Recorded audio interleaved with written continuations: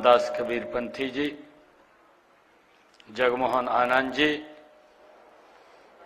उपस्थित सभी अधिकारीगण और आज के इस कार्यक्रम में जो अभी कुछ देर के बाद दुनिया के हमारे बहुत ही लोकप्रिय नेता, भारत के यशस्वी प्रधानमंत्री नरेंद्र मोदी जी, जो देश के किसानों को जो हर वर्ष सौगात देते हैं, आज उसी कड़ी में हम सब के बीच में वाराणसी से वो जुड़ने वाले हैं। ऐसी वो पवित्र भूमि है, महादेव की भूमि है, और आज का ये पवित्र अवसर भी है। निर्जला एकादशी का पवित्र ये दिन है। इसकी भी आप सबको मैं बहुत बहुत बधाई देता हूं, शुभकामनाएं देता हूं।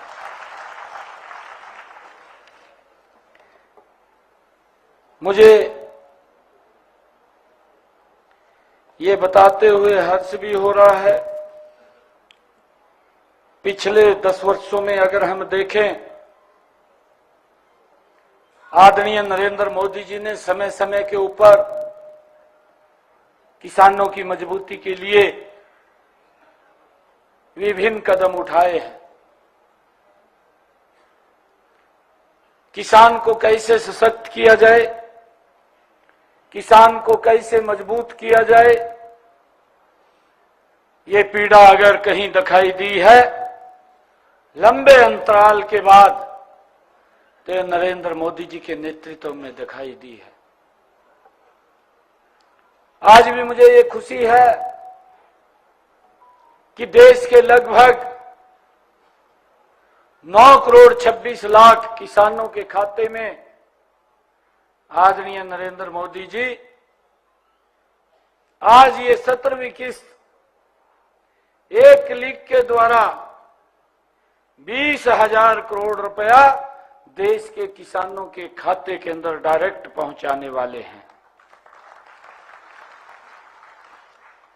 मुझे बताते हुए मैं आदरणीय प्रधानमंत्री जी का मैं धन्यवाद भी करना चाहूंगा। हरियाणा की तरफ से हमारे हरियाणा के 16 लाख किसानों के खाते में आज लगभग 335 करोड़ रुपया उनके खाते के अंदर आ जाएगा। ये प्रधानमंत्री जी की ही सोच थी कि हमारा जो 2.5 एकड़ से कम का छोटा किसान है, उसके खर्चे कम होने चाहिए, उसकी इनकम बढ़नी चाहिए। और एक बड़ी संख्या के अंदर हमारे देश में 80% ये किसान है,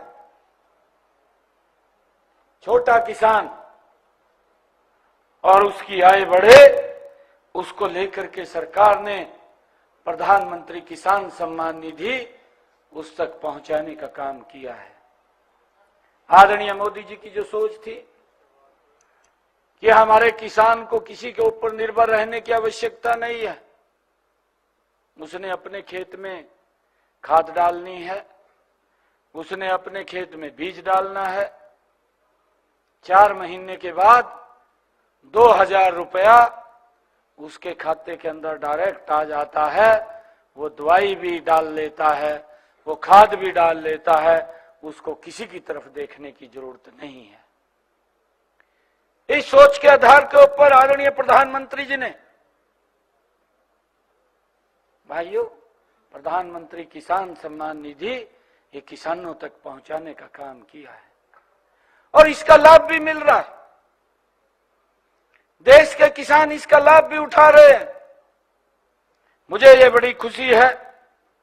और इसके साथ साथ विभिन्न योजनाओं के माध्यम से अगर हम देख रहे हैं प्रधानमंत्री किसान सम्मान निधि, परंतु इसके पीछे अगर हम देखें, किसान को लगातार इन 10 वर्षों में एमएसपी बढ़ा करके देने का काम, प्रधानमंत्री फसल बीमा योजना, उसके माध्यम से उसको सशक्त करने का काम। अगर किसान के ऊपर कोई प्राकृतिक आपदा आ जाती है तो किसान को उसकी दिक्कत नहीं है, वो सारा का सारा उसका भरपाई करने का काम वह हमारी इस प्रधानमंत्री फसल बीमा योजना के माध्यम से सरकार करती है। अगर हम हरियाणा का देखें, हरियाणा के अंदर हम पिछले 9.5 वर्षों का कार्यकाल हमारा यह हरियाणा के अंदर रहा है। इन पिछले 9.5 वर्षों में और पिछला 10 वर्षों का 2014 से पहले मात्र 2004 से 2014 1100 करोड़ रुपया किसान की अगर फसल का हरियाणा में खराबा हुआ है तो मुआवजा पहुंचाने का सरकार ने काम किया है। परंतु अगर 2014 के बाद अगर हम देखें तो इस सरकार ने जो प्रधानमंत्री किसान सम्मान निधि लेकर के आई, अगर मेरे किसान की फसल का खराबा हुआ 12,500 करोड़ रुपया उस मुआवजे के रूप में डायरेक्ट किसान तक पहुंचाने का काम यह हमारी सरकार ने किया। एक बड़ा अंतर देखने को मिलता है, किसान को एक एक कदम के ऊपर मजबूती की तरफ ले जाने का काम ये नरेंद्र मोदी की सरकार कर रही है। मैंने कहा है कि जितनी पीड़ा किसान को लेकर के अगर किसी सरकार के अंदर है, नरेंद्र मोदी की सरकार है। जब मैं ये भी देखता हूं कि एक समय था, ये लगभग 2008 की मैं बात करूं, 8, 9, 10 की बात करूं, किसान को खाद डीएपी का एक थैला 467 रुपए का उपलब्ध होता था, 237 रुपए का यूरिया का थैला मिलता था। परंतु देखते ही देखते 2014 से पहले ये 12-13 की अगर हम बात करें तो इसके अंतरराष्ट्रीय स्तर के ऊपर भाव बढ़ करके वो डीएपी का एक खाद का थैला किसान को 1200 रुपए का मिलना शुरू हो गया और उस यूरिया के थैले के अंदर भी बड़ी वृद्धि हुई।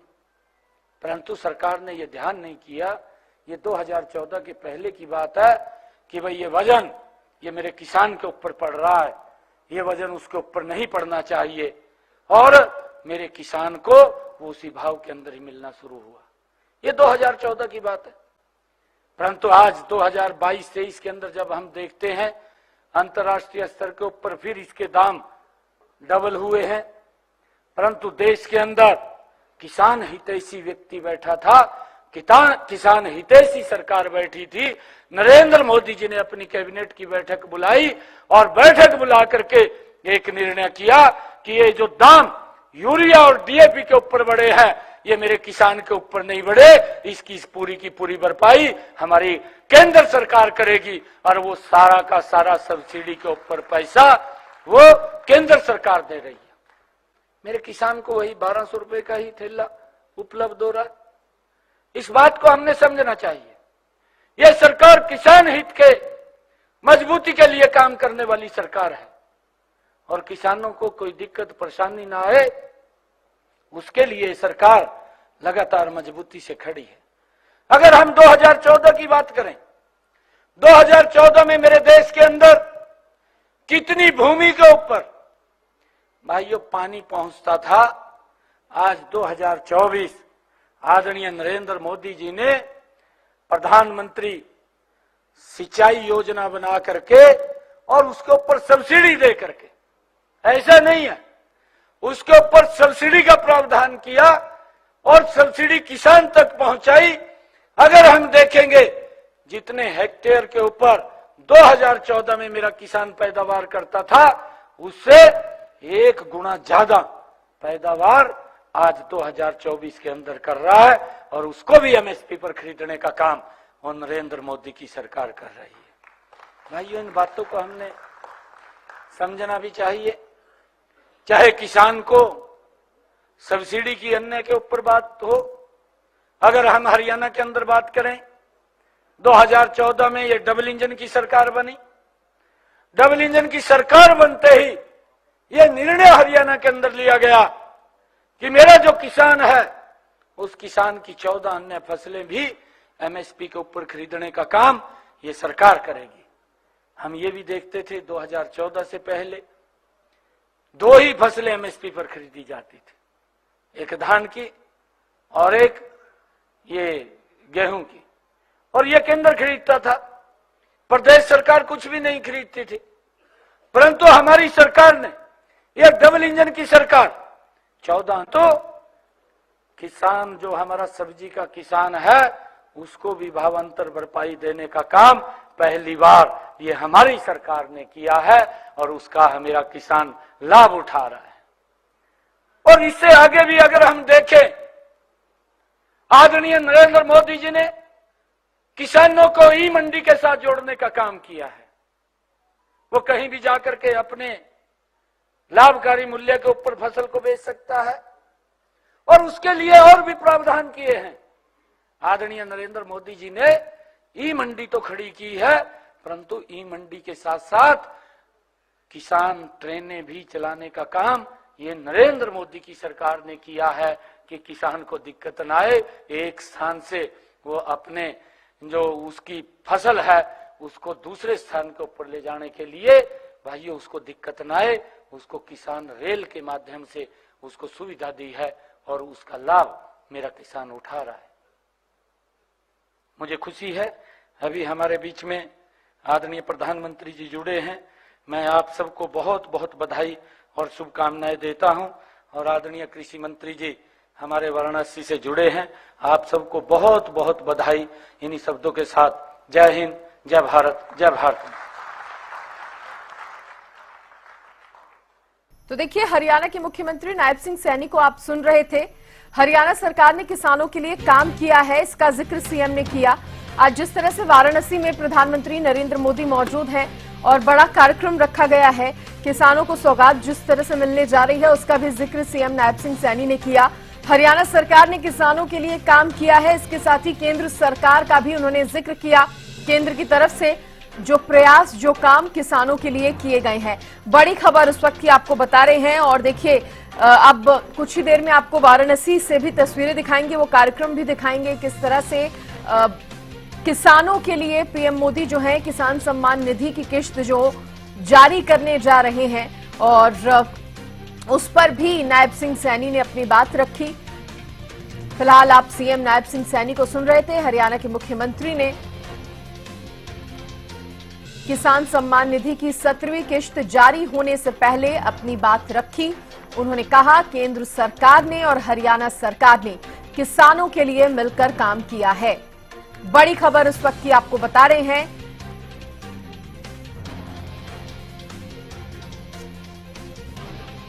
तो मुख्यमंत्री नायब सिंह सैनी को आप सुन रहे थे। हरियाणा सरकार ने किसानों के लिए काम किया है, इसके साथ ही केंद्र सरकार का उन्होंने जिक्र किया।